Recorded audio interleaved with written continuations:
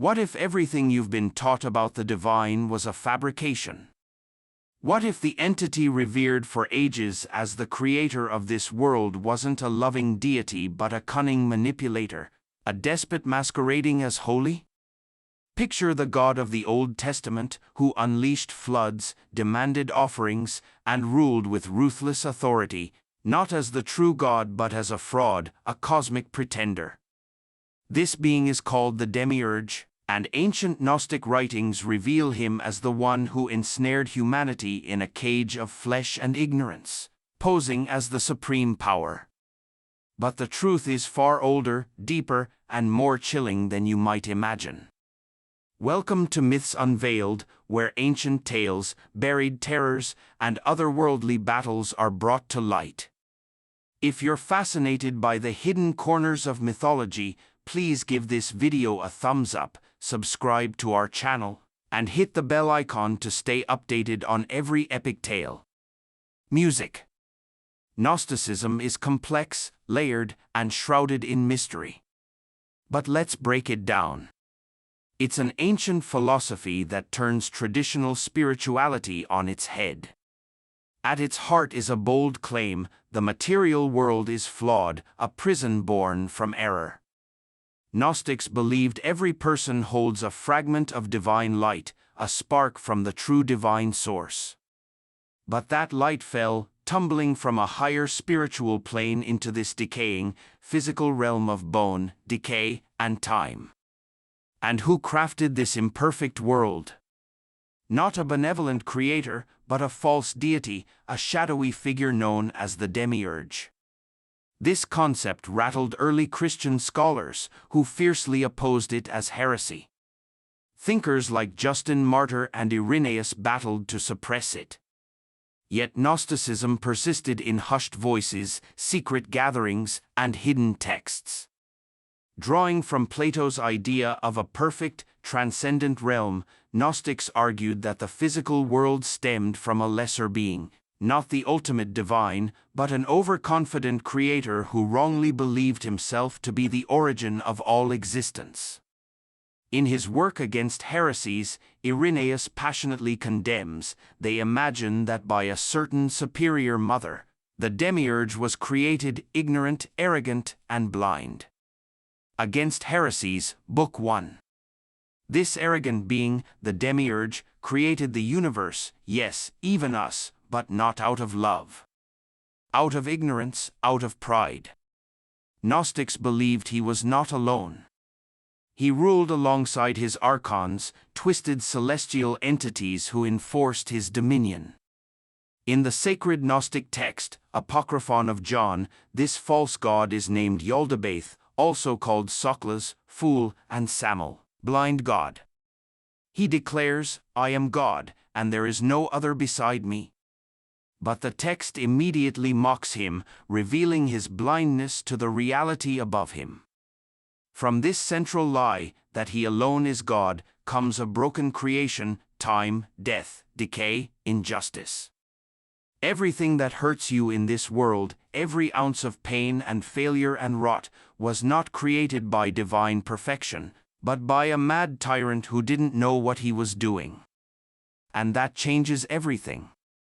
To escape this false world, the Gnostics taught that one must receive Gnosis, a higher knowledge, a kind of awakening. This isn't something you can learn in books or in temples. It comes from within.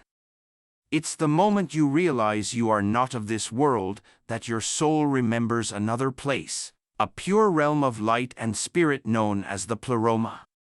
According to the Apocryphon of John, that realm is inhabited by eons, beings of perfect spirit, including Barbello, the first emanation of the true divine, the cosmic womb that birthed all goodness. But down in the abyss, the Demiurge reigns over the material world with a grotesque mockery of divine order. 7 Archons, each a twisted reflection of heavenly beings, govern the heavens, days of the week, and even human bodies. They're monstrous, one with a lion's face, another with 7 snake heads, another like fire itself. They are the architects of our illusion, our flesh, and our chains. He created a heaven for each of his angels, and in each heaven he placed a throne. Then he said, I am God, and there is none other.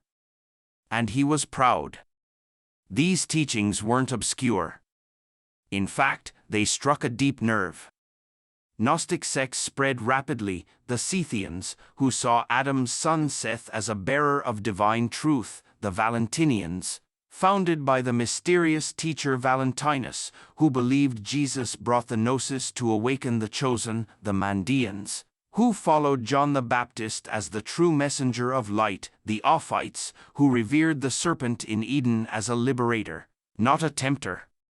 In these traditions, the serpent wasn't evil.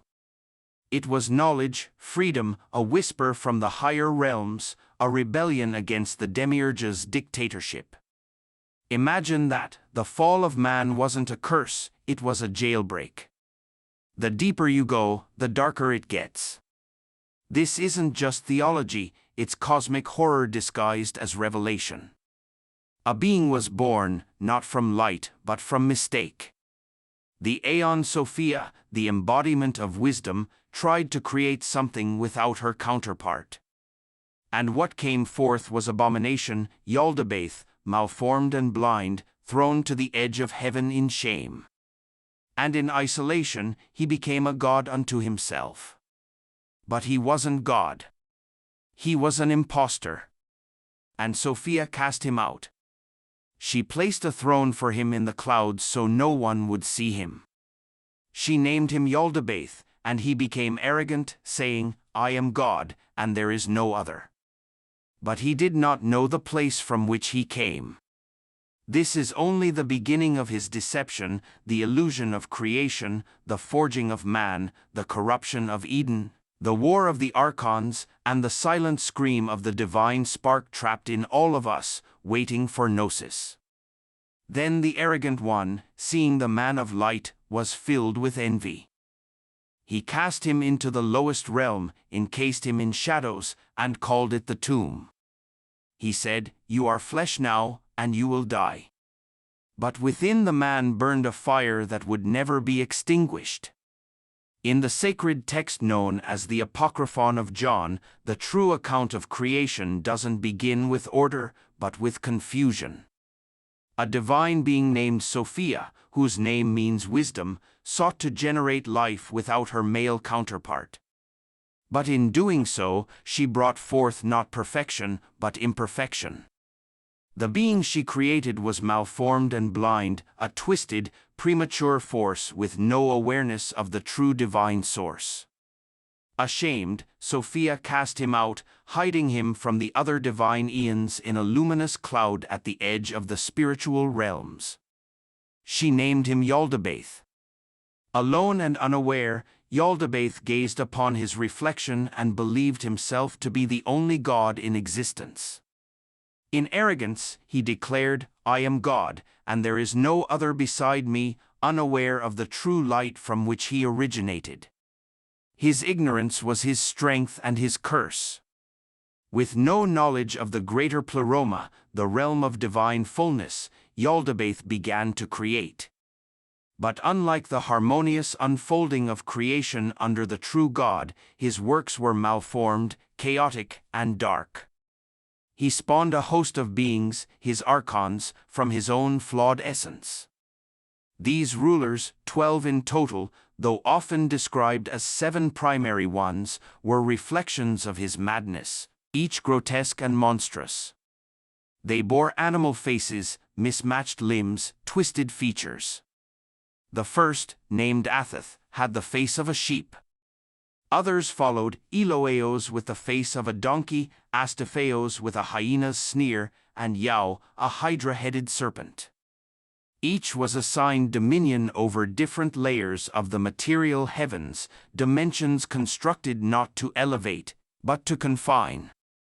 They forged the visible universe layer by layer, binding the divine spark within dead matter. Yaldabaoth then conceived of humanity, but his goal wasn't to honor divine design. It was to counterfeit it. From a stolen glimpse of the divine image, he sought to shape man in imitation of a higher form. He and his Archons crafted a body using pieces of their own limited powers: bones, sinew, flesh, blood, skin, and even hair. Each element was formed by a different ruler, unknowingly embedding the structure with fragments of Sophia's light, which still lingered within Yaldabaoth. But their creation was lifeless, inert. It had shape but no breath. It was then that Sophia, in secret alliance with Barbello, the first emanation of the divine, intervened. Through a celestial ruse, they tricked Yaldabaoth into breathing into the body.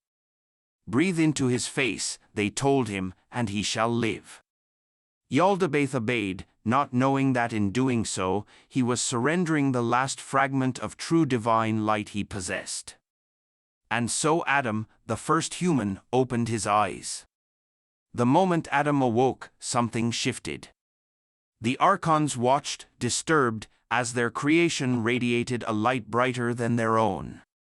They had given him shape, but within him now burned something they could neither control nor comprehend. He was more beautiful, more intelligent, more luminous than them. Enraged and jealous, they cast him down into the lowest realm of the material world, away from their sight. But even in exile, Adam's light could not be extinguished. Barbello, watching with sorrow, fashioned for him a helper, Zoe, a being of creative light. She was hidden within him, a secret spark meant to guide and heal. As Adam wandered in ignorance, Zoe whispered to him from within, a divine compass pointing toward truth. She was not a wife, not a rib, but the living force of insight and spiritual memory placed within man to remind him of his origin. Still, the Archons would not rest. Enraged by Adam's resilience, they sought to trap him fully in the material. They covered him in shadows, earth, water, fire, and corrupted spirit, transforming his luminous form into dense flesh. What had once been divine now became mortal.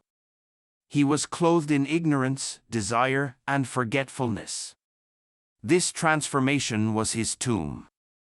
From that point, Adam, the first human soul, was bound not just in body, but in a false world crafted by tyrants. In an act of further deception, the Archons created a false paradise. They placed Adam there and told him he was free.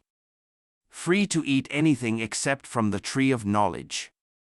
That tree, hidden behind guards, was not forbidden because it brought death, but because it brought truth. It was the one thing that could awaken memory.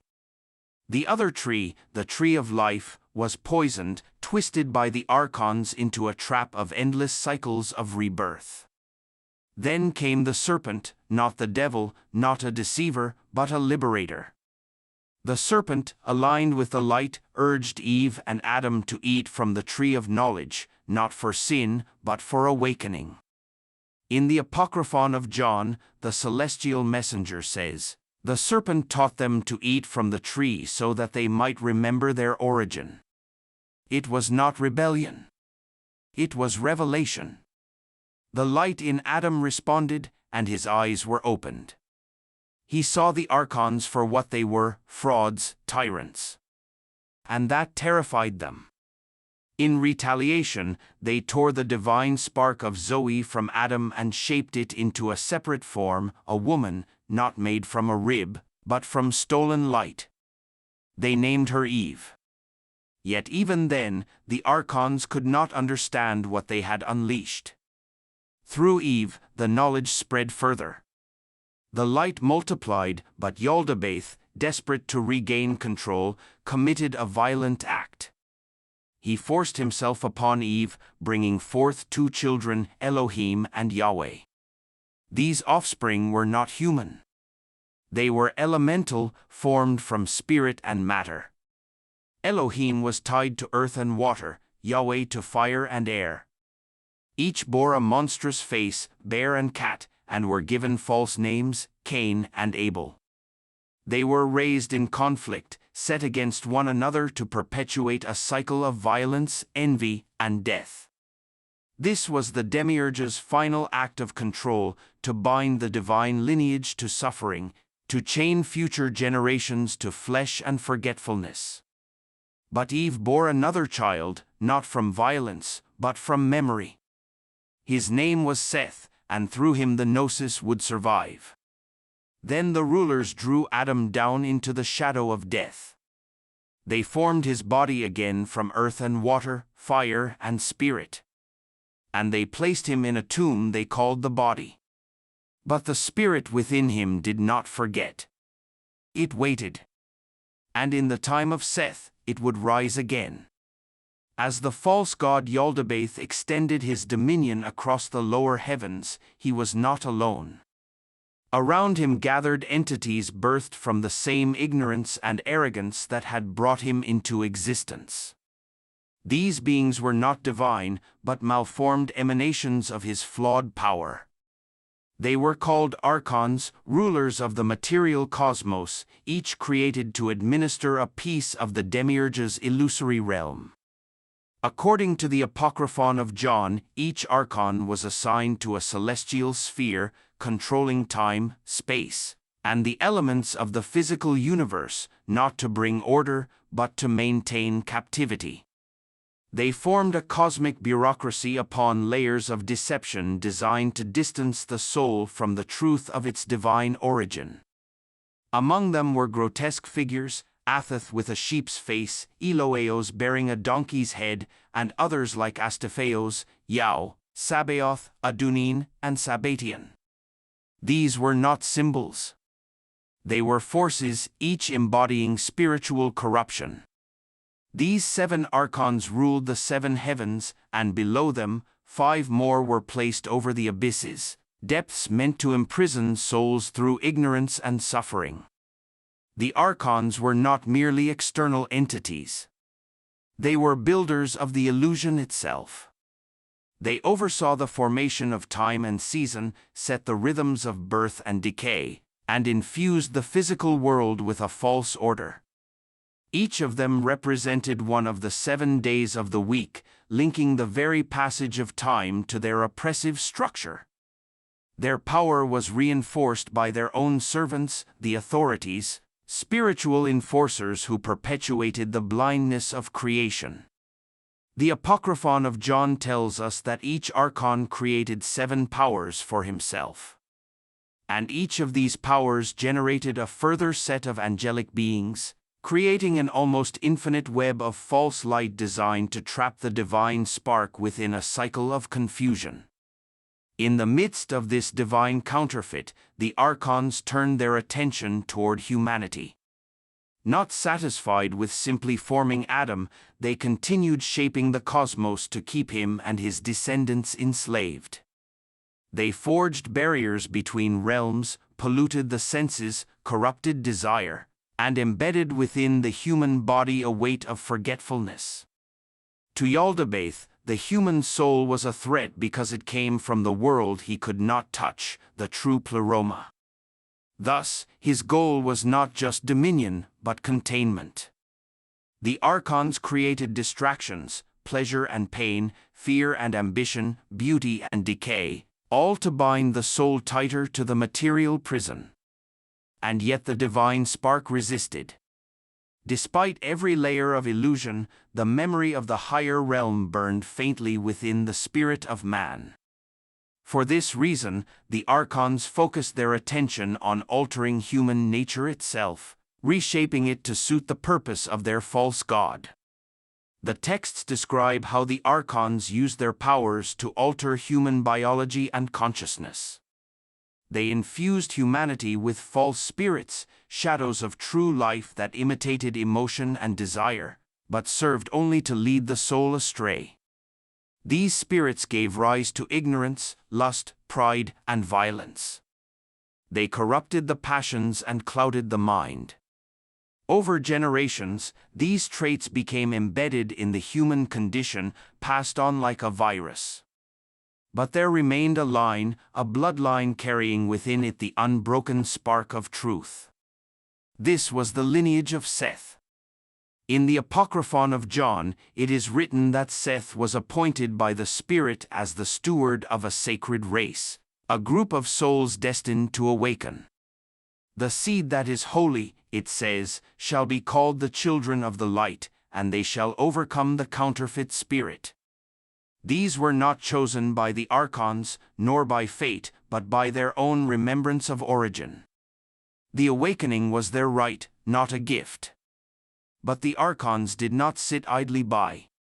As the children of Seth began to stir, so too did the wrath of Yaldabaoth.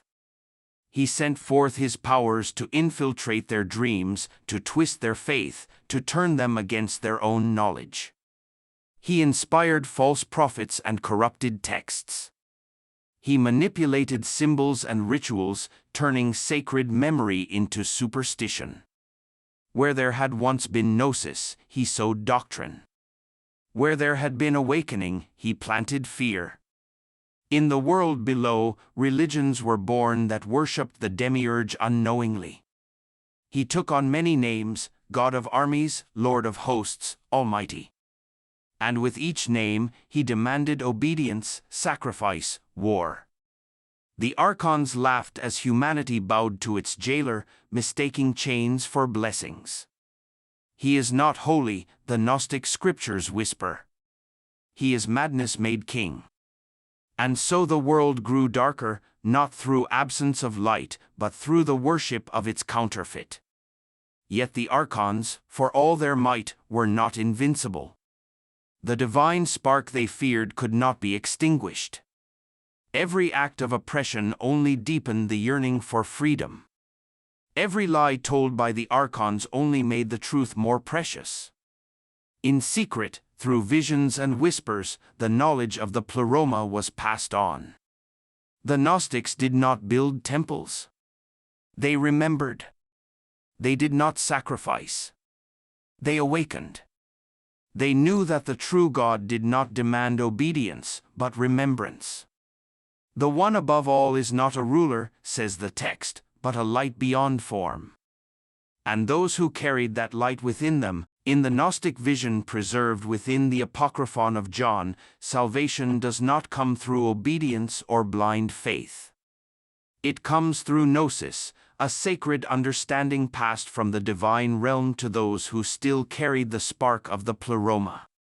This transmission began when John the Apostle, grieving after the crucifixion of Jesus, withdrew in solitude. In this moment of contemplation and sorrow, the heavens opened, and a being of radiant light appeared before him. This figure, shifting between the forms of a child, an elder, and a youth, was a single entity, the voice of truth sent from the true hidden God.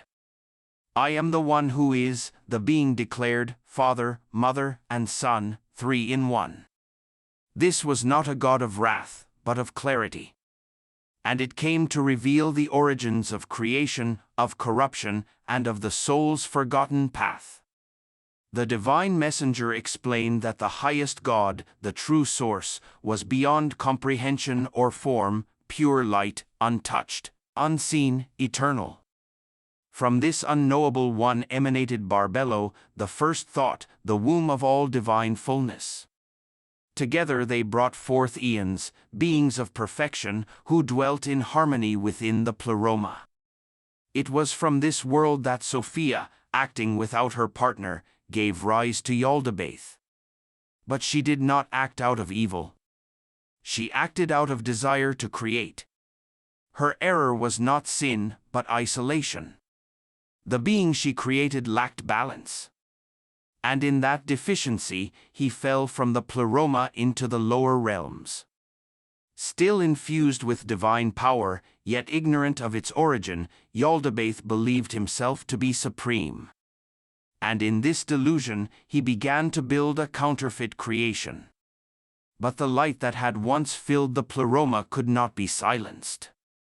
And now, through John, it began to speak again. The messenger continued, revealing how the Archons shaped man's body, and how the true God intervened to animate it with divine breath. But Yaldabaoth, in his arrogance, refused to acknowledge the source of that light. Instead, he claimed it as his own. This act of theft was the foundation of his deception. He ruled not through power, but through lies. He called himself the only God, demanded worship, imposed laws that bound souls to fear and ignorance. But now the truth was being unveiled, not only to John, but to those capable of receiving it. The divine spirit spoke of the immovable race, the children of light who had retained memory of their origin. These souls, though trapped in the material world, were destined to awaken, not by bloodline, not by ritual, but by recognition.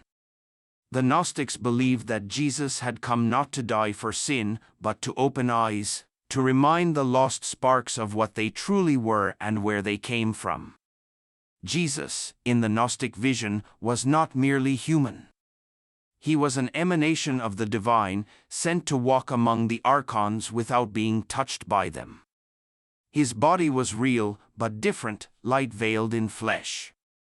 He spoke in parables, not to confuse, but to protect the truth from those unready to receive it. And to his closest followers, like John, he entrusted the Gnosis. The Gospel of Thomas echoes this hidden mission: whoever finds the interpretation of these sayings will not taste death. Gospel of Thomas, Logion 1. Salvation, then, was not escape through suffering, but through knowledge. The divine realm was not reached through death, but through awakening in life. The soul, once illuminated, could pierce the illusion of the Archons, shed the skin of ignorance, and return to its origin. This was the true resurrection, not of the flesh, but of memory, a resurrection that begins now, not at the end of time. The false paradise created by the Demiurge was collapsing. His illusion was weakening as more began to see through it. The Gnostic communities that preserved these teachings knew they were at war, not with flesh, but with blindness. They copied scrolls in secret, whispered revelations, and studied the divine mysteries far from the eyes of the institutional church. For the church, now consolidating power, declared these teachings heresy. Yet despite fire and blade, the knowledge survived, buried in caves, sealed in jars, hidden in deserts, until rediscovered nearly 2 millennia later at Nag Hammadi. These texts revealed a different Christianity, a faith not of punishment, but of liberation, a savior not as sacrifice, but as revealer, a God not of wrath, but of infinite mystery. And at the heart of it all, a terrifying and liberating truth: the God of this world is not the God of light. The Archons took him and threw him into the lowest part of the material world. But the light within him did not die. It waited. And when the time was right, it rose again through Seth and through those who came after. For the spirit cannot be bound by shadow. And the lie cannot remain forever. Music. The descent into the material world reached its most brutal form through the corruption of the divine creation known as humanity. After the Archons, under the command of Yaldabaoth, failed to extinguish the spark of light within Adam, their attention turned toward domination by deceit. They sought to bind his soul, not just in ignorance, but in desire and procreation, using the very light they had failed to understand. This strategy birthed a new form of imprisonment, generation through flesh. The Archons, jealous of Adam's radiance, designed a false plan to perpetuate control. They created a physical, mortal woman by extracting the spiritual essence of Zoe from Adam and shaping it into another form, Eve. But this was not the Eve of innocence and harmony. She was crafted with stolen fragments, sculpted in the image of Sophia, yet bound by the intentions of the Archons. The story told in the Apocryphon of John speaks of a moment where ignorance touched purity, and darkness entered the cycle of birth. Yaldabaoth descended again into the material realm and, through violence, took Eve. From this act were born two beings, Elohim and Yahweh, twins born of false light and shadow. These figures, according to the text, were not symbols of justice or mercy. One bore the face of a bear, the other of a feline. They commanded elements, but not in balance. They embodied chaos, divided, fire and wind in Yahweh, water and earth in Elohim. They were later given the names Cain and Abel. But their names were disguises, covers for a deeper manipulation. The Demiurge granted them dominion over natural forces and initiated the first false lineage, one rooted not in divine will, but in cosmic violation. From this unnatural union, Yaldabaoth corrupted human sexuality, implanting within it a compulsive urge toward reproduction. The act, once pure and creative, became an instrument of bondage. Every new birth became another chain, another soul wrapped in flesh, another echo of captivity. Yet the story did not remain trapped in darkness. From a later union between Adam and Eve came Seth, and with him a different seed. Unlike Cain and Abel, Seth carried the remembrance of light, not tainted by the Archons' influence. His birth marked a turning point, a signal to the spiritual realm that not all hope was lost. From Seth would come a line of souls capable of waking, remembering, and resisting. They would not be many, and they would not be spared suffering, but they would carry within them the memory of the pleroma. The Apocryphon of John describes these souls as strangers in a strange land, not of the world, but sent into it to reveal its falseness. And yet the Archons would continue their pursuit. They created structures, laws, punishments, and religions. They twisted the divine symbols. The tree of life became a trap. The serpent was vilified, and the light-bearers were labeled demons. The Demiurge was worshipped as God, and ignorance was crowned as truth. Over generations, the Demiurge intensified his grip. He assigned his Archons to each layer of the heavens and sent watchers to the earth. These beings influenced rulers, corrupted prophets, and inspired systems of control.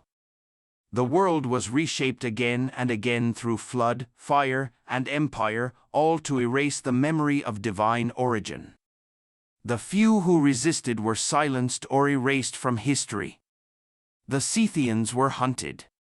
Gnostic communities were labeled as heretical. Their writings were burned or hidden, but the knowledge remained like embers under ash. Sophia, whose grief birthed the Demiurge, did not abandon the world. She worked in silence through vision and dream, aiding the children of the light. Her wisdom guided prophets, mystics, and rebels. Through the veil of the material, she whispered reminders of the truth. Every moment of clarity, every feeling of disconnection from the world, was her voice calling the spark to remember what it truly was and to whom it truly belonged. The Gnostic texts end not with triumph, but with revelation. They do not promise an end to suffering. Nor do they suggest the false god will be defeated in some grand cosmic war. Instead, they offer a return, not in flesh, but in spirit, a return through recognition. When the divine spark remembers its origin, it begins the ascent. This is the path of Gnosis. Not all will walk it. Most remain under the Archon's sway, trapped in cycles of fear, pleasure, and death. But those who awaken pass through the barriers of the heavens, guided by knowledge, shedding illusions one by one. In the end, they reach the source, not a throne or a king, but a light without shape, a silence that sings. The Gnostic journey is not one of conquest, but of liberation. And in this liberation, the Demiurge loses power. For he cannot rule over those who no longer believe his lie. His empire of control fades wherever truth is known. When the Spirit descended from the realm of the holy, it entered the children of light, and they remembered, not in speech, but in vision, not in body, but in knowing. Then the false god saw their eyes and trembled, for he could not enter their understanding. And they rose beyond his reach to the fullness that was always theirs.